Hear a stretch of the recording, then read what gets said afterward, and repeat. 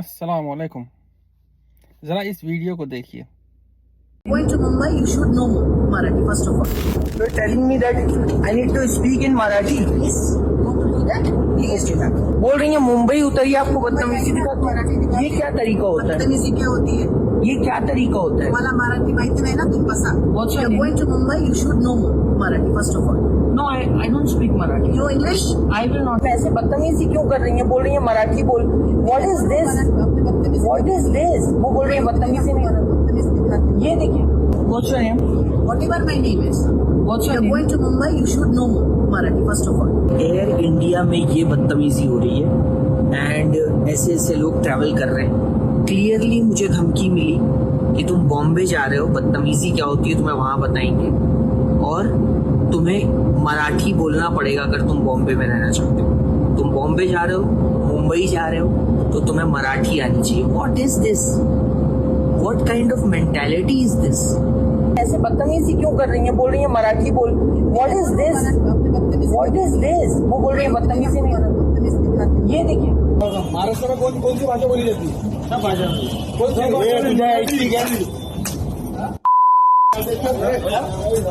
क्या भाषा बोलते हैं? क्या भाषा बोलते हैं? क्या भाषा बोली जाती है? कौन सी भाषा बोली जाती है? कौन सी भाषा बोली जाती है? कौन सी भाषा बोली जाती है? यहाँ जो आंटी हैं उनका ये कहना है कि आपको अगर मुंबई आना है तो मराठी बोलनी आनी चाहिए आपको, और इसका एक इशू बना रही है ये न्यूज़ में. बहरहाल और भी जगह से ऐसी खबर आई है, मतलब कई लोग ऐसा एक एक पॉइंट बनाते हैं, मुद्दा बनाते हैं. वो ये कि अगर आप मुंबई में रहना चाहते हैं, महाराष्ट्र में रहना चाहते हैं, तो आपको मराठी लैंग्वेज आनी चाहिए. और ये एक कोई सिविलाइज्ड अपील नहीं है. ये एक्चुअली जो कम्युनिटी के जो फ्रिंज एलिमेंट्स हैं, अब फ्रिंज कहना भी एक तरह का मिसनोमर है, क्योंकि मेन स्ट्रीम पॉलिटिकल डिस्कोर्स के अंदर इस तरह का एजर्शन एक नॉर्म बन चुका है. मतलब ये वो एलिमेंट्स हैं जो कि इलेक्टोरल वोट बैंक्स को मोबिलाइज करने का काम करते हैं. तो गवर्नमेंट की तरफ से इनको एक तरह का फ्री हैंड दे दिया जाता है. एडमिनिस्ट्रेशन चूँकि गवर्नमेंट के अंडर ही काम करती है या गवर्नमेंट के लिए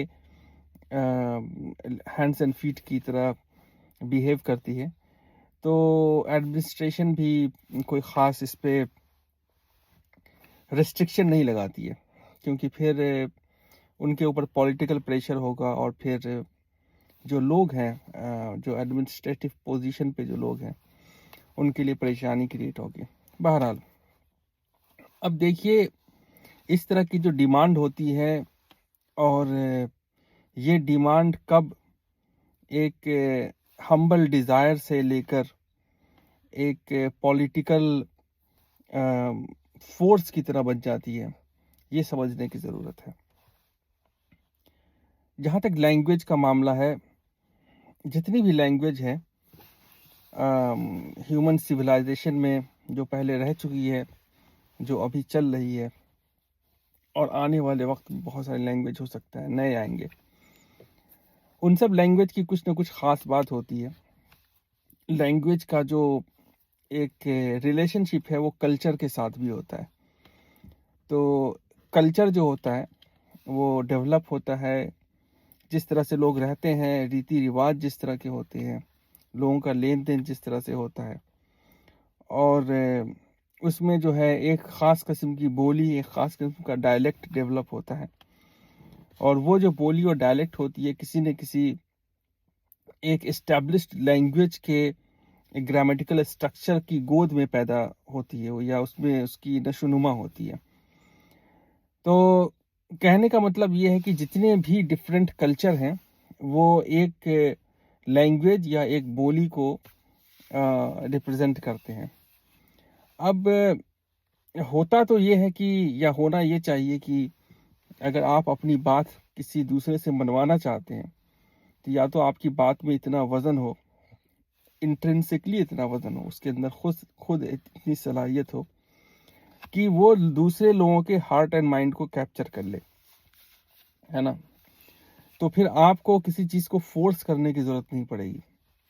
जैसे मान लीजिए कि एक बहुत ही खूबसूरत सा कोई पेंटिंग है, खूबसूरत पेंटिंग है, तो आपको किसी को ज़बरदस्ती बनवाने की ज़रूरत नहीं है कि ये खूबसूरत है। खूबसूरती का एहसास अपने आप से हो जाएगा। ये एक बहुत अच्छी खुशबू है, तो उसको उसको चिल्लाने की या लाउड स्पीकर लगाने की ज़रूरत नहीं कि मेरी बहुत अच्छी खुशबू है। आपको उसका एहसास हो जाएगा। या आपकी बातों में मिठास है, तो लोग खुद आपकी बात सुनना चाहेंगे, है ना। उसी तरह लैंग्वेज की बात है, तो लैंग्वेज जो है, जिस जिस कल्चर में कोई इंसान पैदा होता है, वहाँ से उसकी मतलब उस लैंग्वेज के साथ उसका लगाव होता है, उसको सीखने की ज़रूरत नहीं होती है। वो अपने आप से सीख जाता है, जो उसकी मदर टंग होती है। लेकिन जहाँ कोई दूसरा लैंग्वेज होता है, तो वहाँ पे उसको सीखने के लिए मेहनत करनी होती है। तो इस तरह के लोग जो ये ऐसा एक कंडीशन डालना चाहते हैं, जिसमें ये बताते हैं कि आपको जो है, अगर हमारे स्टेट में आना है या हमारी टेरिटरी में आना है, तो आपको मेरी लैंग्वेज सीखनी होगी। अगर आप नहीं सीख रहे हैं, तो आपके ऊपर तशद्दुद किया जाएगा, आपके ऊपर जो है फोर्स किया जाएगा, या आपको एक आउटसाइडर समझा जाएगा। तो ये उन लोगों की खुद अपनी जो एक छोटी सोच है, वो ज़ाहिर करती है ना। अगर आपको इतनी ही मोहब्बत है अपनी लैंग्वेज से, और ये चाहते हैं कि दुनिया आपकी लैंग्वेज को सीखे, तो आपको ये देखना होगा कि आपने उस लैंग्वेज को कितना एक्सेसिबल बनाया है। आपने उस लैंग्वेज को यूज़ करके आर्ट, कल्चर, साइंस, टेक्नोलॉजी या जनरल पब्लिक के लिए क्या आसानी पैदा करी है। तभी तो वो लैंग्वेज से लोग उसको सीखने की कोशिश करेंगे, या उसको जानने की कोशिश करेंगे। मैं एक बहुत ही सिंपल एग्जांपल देता हूँ। आजकल चूँकि आइडेंटिटी पॉलिटिक्स का ज़माना है, और हर चीज़ की जो एक ड्राई आइडेंटिटी है, उसको लेकर एक मुद्दा बनाने की कोशिश की जाती है। अब जैसे लोग कहते हैं कि भाई हिंदुस्तान जो है वो हिंदुस्तान का जो कल्चर है, जो कॉमन डिनोमिनेटर है, वो सनातनी कल्चर है ना। और इसको लेकर लोग पॉलिटिक्स करते हैं, राइट विंग वाले पॉलिटिक्स करते हैं। तो सनातनी कल्चर की जो अगर आप रूट में जाएं और इसके कल्चर को ड्रिल डाउन करें, और ये पता करने की कोशिश करें कि वहाँ पे कौन सी लैंग्वेज है जिसने इस कल्चर की लिटरेचर को जन्म दिया है, इस कल्चर की लिटरेचर या इसकी कहानियाँ किस लैंग्वेज में डेवलप हुई, वो संस्कृत लैंग्वेज है। अब आप ये देखिए कि हमारे इंडिया के अंदर जो लोग खुद इस चीज़ का दावा करते हैं कि वो फ़ख्र महसूस करते हैं, वो कहते हैं गर्व से बोलो हम हिंदू हैं या सनातनी हैं, वो कितने घर हैं जिनके यहाँ संस्कृत लैंग्वेज पे ख़ासा एम्फेसिस दिया जाता है, या उनके बच्चों को संस्कृत लैंग्वेज पढ़ने के लिए बताया जाता है, या वो कौन से रोल मॉडल बड़ी सेलिब्रिटीज़ या पॉलिटिकल फैमिलीज़ हैं जो इन चीज़ों को इशू बनाती है, उनके यहाँ कितने लोगों ने संस्कृत में हायर एजुकेशन लिया है या पीएचडी किया है। संस्कृत के अंदर आपने कितनी मेन स्ट्रीम फिल्मों को प्रोड्यूस होते हुए देखा है। मतलब आप एक क्लासिक मूवी लाइक जैसे कि मुग़ल आज़म है, या शोले है, या दिलवाले दुल्हनिया ले जाएंगे, इस तरह की एक मेन स्ट्रीम बड़ी मूवी आपने संस्कृत में क्यों नहीं ऐसी बनाई जो कि लोगों के दिल और दिमाग को कैप्चर कर सके। तो ये सोचने वाली बात है। मतलब मेरे पास तो उसका आंसर है, मैं जानता हूँ ऐसा क्यों नहीं है, क्योंकि हर एक कल्चर का एक टाइमलाइन होता है, और उस टाइमलाइन के अंदर उस लैंग्वेज का भी टाइमलाइन होता है। तो जैसे कल्चर एक इवोल्यूशनरी प्रोसेस के थ्रू चेंज होती है, तो लैंग्वेज भी चेंज हो जाता है ना। लैंग्वेज एक डिफरेंट फॉर्म इख्तियार कर लेता है। तो अगर आप चाहते हैं कि कोई लैंग्वेज ज़िंदा रहे, तो उसके लिए आपको कंस्ट्रक्टिव और ऐसे स्टेप लेने होंगे जिससे कि उस लैंग्वेज का रिलेवेंस या उस लैंग्वेज की अपील पब्लिक डोमेन में रहे, तभी वो चीज़ जिंदा रह पाएगी। अब अगर आप उन सारी कंस्ट्रक्टिव फोर्सेस पे काम नहीं करते हैं और आप इसको एक पॉलिटिकल मुद्दा बनाते हैं, और इससे अगर आप एक आइडेंटिटी पॉलिटिक्स खेलते हैं कि पिछले 70 साल में जो है बहुत सारी पॉलिटिकल फैमिलीज रही हैं या पॉलिटिकल डायनेस्टीज रही हैं, उनके कॉन्स्पिरेसी की वजह से या उनके एक हिडन एजेंडे की वजह से इस लैंग्वेज पे इतना सारा अत्याचार हुआ है, और आप इसको एक इशू बनाते हैं, तो ये इशू बहरहाल डिवीज़न पैदा करेगा। इसमें एक नफ़रत का पहलू है और इससे कोई कंस्ट्रक्टिव आउटकम नहीं होगा, उस लैंग्वेज को आप ज़िंदा नहीं कर पाएंगे। इसकी मिसाल ऐसी एक बूढ़ी माँ की है जिसके काफ़ी सारे बच्चे हैं। सब क्लेम करते हैं कि हम सब माँ की मोहब्बत से करते हैं और एक दूसरे का गला काटने को तैयार है कि कौन कितनी ज़्यादा मोहब्बत करता है, लेकिन वो माँ बेचारी बीमार खांस रही है घर के कोने में, उसको दवा देने के लिए और पानी देने के लिए कोई नहीं है, लेकिन उसके नाम पे लड़ते हुए एक दूसरे को मरने मारने को सब तैयार है। ये सिचुएशन हो जाती है। तो मैंने एक संस्कृत लैंग्वेज का एक एग्जाम्पल दिया है, लेकिन अगर आप ध्यान दें तो ये जो बाकी रीजनल लैंग्वेज हैं जिनके ऊपर ये इश्यू हो रहा है कि भाई आपको मराठी आनी चाहिए तभी आप यहाँ आए, कोई कह सकता है आपको तमिल आना चाहिए तभी आप तमिलनाडु में जाएंगे, फिर पंजाबी लोग कहेंगे भाई तुम्हें पंजाबी आनी चाहिए तभी तुम नॉर्थ में आओगे।